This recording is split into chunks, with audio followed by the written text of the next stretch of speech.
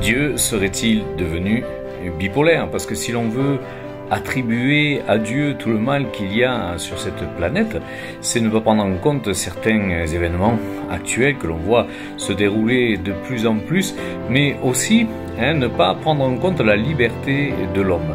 Donc bien sûr, l'homme est aussi une source de maltraitance et de mal pour les autres. On appelle ça les œuvres de la chair, et c'est pour ça que Dieu donne les 10 commandements, afin de donner une limite à l'homme de ce qui est convenable ou pas, de ce qui est possible ou pas, de ce qui est dans l'ordre du normal et de ce qui est anormal et qui déplaît à Dieu, qu'on appelle le péché. Mais aussi bien sûr une de ces sources, l'autre source est le diable, qui est là, qui est venu donc pour nous détruire. Et c'est pour ça que Jésus a dit dans 1 Jean, je suis venu pour détruire les œuvres du diable.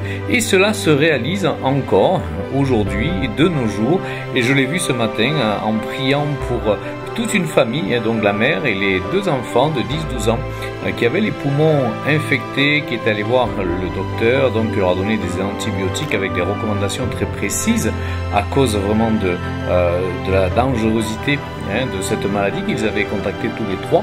Et donc on a prié, et il a fallu 5 minutes à Jésus pour guérir ces 3 personnes, et elles ont pu commencer à nouveau à respirer, les poumons se sont vidés, elles ont retrouvé toute leur autonomie pulmonaire. Donc c'est les miracles de Dieu. Donc Dieu ne peut pas être bipolaire, il ne peut pas d'un côté apporter le mal, désirer le mal pour l'homme, et de l'autre côté le guérir.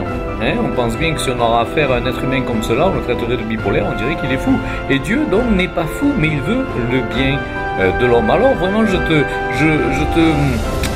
conseille de te donner, de donner ton cœur à Jésus-Christ, de l'invoquer, de chercher vraiment à le rencontrer, parce que lui, c'est ce qu'il désire pour toi, et tu vas voir qu'il va toucher ton corps, tu vas toucher ton cœur, il va toucher ton esprit, il va te transformer, comme tous ceux qui ont fait une rencontre avec lui, avec le Saint-Esprit. Jésus, ce n'est pas des rituels que l'on peut faire jour après jour, non, Jésus c'est un cœur à cœur qu'il désire avec toi, qu'il désire à travers tout ce qu'il aime, et le Dieu de vérité. Si tu recherches sincèrement la vérité, tu vas rencontrer Jésus-Christ.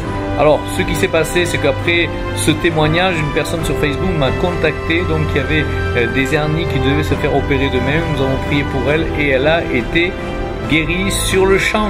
Donc certainement que demain il n'y aura pas d'opération, elle va voir ça à l'hôpital. Donc confie-toi à Jésus-Christ, il t'aime, donne-lui ton cœur et dis-lui qu'il te visite et qu'il te donne son Saint-Esprit, et il va le faire, tu vas faire cette rencontre toi aussi.